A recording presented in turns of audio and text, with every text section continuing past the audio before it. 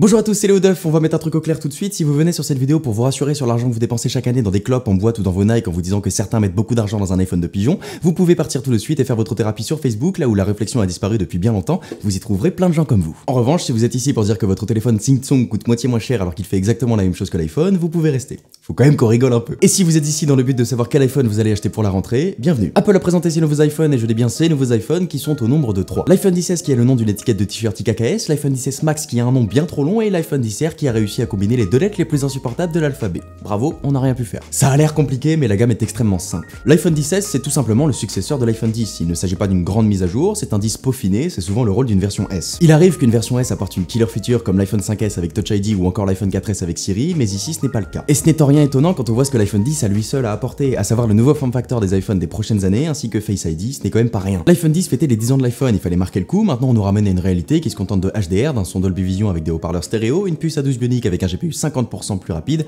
ce qui entraînerait un Face ID plus performant, une amélioration de la réalité augmentée et des tâches générales plus efficaces, un écran OLED amélioré, la possibilité d'avoir une carte SIM classique ainsi qu'une eSIM et une étanchéité qui passe de IP67 à IP68. C'est un résumé très rapide, je pourrais détailler plus avec du technique, mais c'est globalement ce que l'iPhone 10S apporte. C'est un très bon iPhone, l'iPhone 10 était déjà un excellent smartphone, l'iPhone 10S est meilleur. Mais si vous possédez déjà l'iPhone 10, je ne suis pas certain qu'un upgrade soit nécessaire. Il faut bien comprendre que ce n'est pas parce qu'un iPhone sort tous les ans qu'Apple a quelque chose de révolutionnaire à apporter chaque année. L'évolution de la technologie se fait doucement. Si je regarde chaque jour le compteur d'abonnés de la chaîne, je ne vois pas une différence. En revanche, si je regarde sur la dernière année, bah vous avez doublé. Félicitations. Vous n'êtes en rien obligé d'acheter l'iPhone qui vient de sortir, tout n'est pas fait que pour votre belle gueule, mais pour quelqu'un qui n'avait pas acheté le 10, l'iPhone 10S est le meilleur iPhone. Mais du 10 au 10S, ça représente vraiment trop peu de différence, je conseille de patienter jusqu'à l'année prochaine. En revanche, pour le 10S Max, c'est une autre histoire. Le 10S Max, c'est un 10S plus grand, c'est tout. Mais c'est une bénédiction pour les amateurs de grands smartphones. À la sortie de l'iPhone 10, beaucoup de gens se sont plaints de sa taille, car même s'il avait un écran plus grand, l'ensemble du smartphone était plus petit qu'un 7 Plus auquel il s'était habitué. L'iPhone 10S Max possède un écran de 6,5 pouces, c'est énorme, contre 5,8 pour le 10S. Il n'y a pas que pour le grand écran qu'il est avantageux, mais aussi pour l'autonomie, puisqu'on peut y mettre une plus grande batterie. Par rapport à l'iPhone 10, Apple promet 30 minutes de plus pour le 10S et 1h30 de plus pour le 10S Max. Donc si vous avez ressenti une gêne au vu de la taille du 10 ou de son autonomie, ou encore que vous ne l'avez pas acheté pour ces raisons, le 10S Max est un très bon choix. Mais c'est quand même un budget.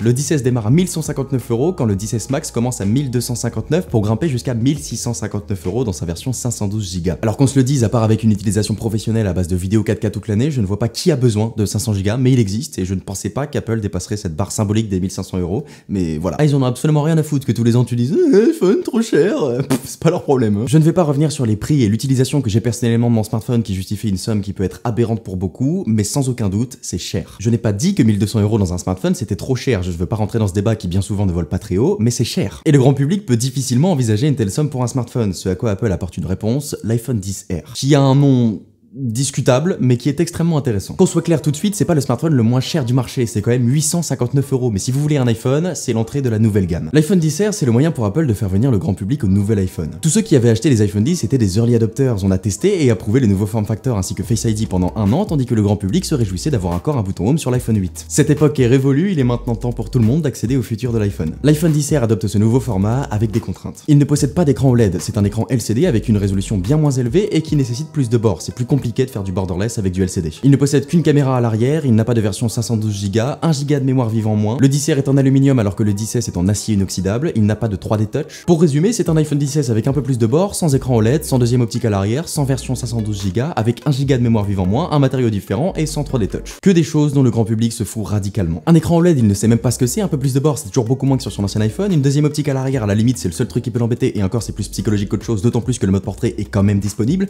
Les 512 Go, il n'en use pas 50, la mémoire vive, il la poussera jamais à bout. Et 3D Touch, bien souvent, il ne s'en est jamais servi si seulement il sait ce que c'est. C'est pas de l'ignorance, c'est simplement que ça l'intéresse pas, ça ne parle qu'à nous, faut l'accepter. Pour 300 € de moins, il a Face ID, le même processeur que l'iPhone 10S, le même capteur photo, un écran plus grand que le 10S, 6,1 pouces, une meilleure batterie que le 10S et il a même de super couleurs l'enfoiré. Alors qu'est-ce qu'il en a à foutre de ton écran OLED ou de tes 512 Go? Il a un iPhone jaune, rouge ou même corail et ça tu pourras rien y faire. Même si j'avoue que le 10S Or a l'air absolument magnifique. L'iPhone 10R c'est un mélange entre le 5C pour les couleurs et le SE pour le prix. C'est un smartphone qui n'a pas grand chose de moins que son grand frère, si ce n'est quelques fonctions réservées à l'élite. Personnellement, je ne pourrais pas revenir sur un 10R après avoir eu le 10 parce que je me sers du 3D Touch, du double capteur et que je suis habitué à un écran OLED avec peu de bords, mais je le recommande à toutes ces personnes qui n'ont pas sauté sur le 10 et qui ont un iPhone 8 ou inférieur. Vous allez voir, Face ID, c'est de la bombe. En fait, l'iPhone XR, c'est ce qu'aurait dû être l'iPhone 8, un iPhone 10 avec certaines contraintes économiques sans pour autant toucher à la marge ou à l'usage du consommateur. Et je suis très content de vous avoir recommandé de ne pas acheter l'iPhone 8 l'année dernière. Je vois cet iPhone 10 comme une sorte de bêta testing géant. Ça permet à Apple de tester ces nouvelles technologies qui ont un enjeu primordial sur une population plus limitée, notamment avec Face ID qui est un pari énorme. Mais alors, qu'en est-il de l'iPhone 8? Ils sont obligés d'en sortir. Il y a beaucoup trop d'enjeux économiques et d'images pour qu'ils arrivent et qu'ils disent juste alors bah pour les pauvres, cette année on a rien. J'exagère mais vous voyez ce que je veux dire. Le problème c'est que ça donne un iPhone fade, qui est très bon techniquement, c'est un iPhone 10 à l'intérieur, plus rapide, plus puissant, plus performant, mais clairement on s'en branle. Pas d'écran borderless, pas de reconnaissance faciale, pas de double capteur sur la version de base, toujours un bouton home, enfin bref. En fait l'iPhone 8 c'est un iPhone SE du 10. L'iPhone 8 c'est un iPhone 7 avec des traces de doigts.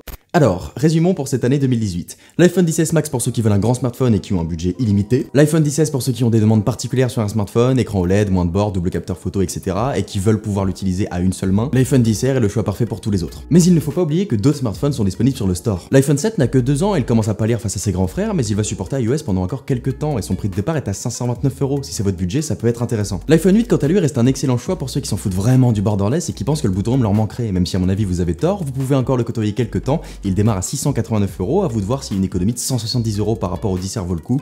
À mon avis non. Et celui qui manque à l'appel sur le store c'est l'iPhone 10 et c'est pas étonnant. Quand on voit les tarifs de la nouvelle gamme, il n'a plus sa place. Pour continuer à le vendre il aurait fallu baisser son prix, mais il y a trop peu de différence entre le 10S et le 10R, le garder n'aurait fait que compliquer la gamme pour rien. Il restera dans nos mémoires comme l'iPhone des 10 ans. Mais il en reste en Apple Store, il faut bien écouler les stocks et je vous conseille d'y jeter un œil parce qu'il est en réduction aux alentours de 1000 €. Pour ma part, à maintenant surprise, je ne vais pas changer d'iPhone cette année. À maintenant surprise car je savais qu'après une année aussi chargée qu'avec l'iPhone 10, on n'allait pas avoir de révolution et ça s'est confirmé. Ce que j'attendais moi c'était surtout l'Apple Watch série 4 et elle est commandée. Je suis toujours aussi satisfait de mon iPhone 10, je n'ai rien à redire, je vais donc appliquer ma fameuse méthode du prêtre, sauter une génération. J'espère vous avoir aidé à faire votre choix, n'oubliez pas de surtout en avoir rien à foutre de ce que les gens pensent, on a des outils exceptionnels, que ce soit chez Apple ou non, l'essentiel c'est que vous ayez ce qu'il y a de meilleur pour vous. Dites-moi ce que vous décidez de faire dans les commentaires, merci à tous, c'était Léo Duff.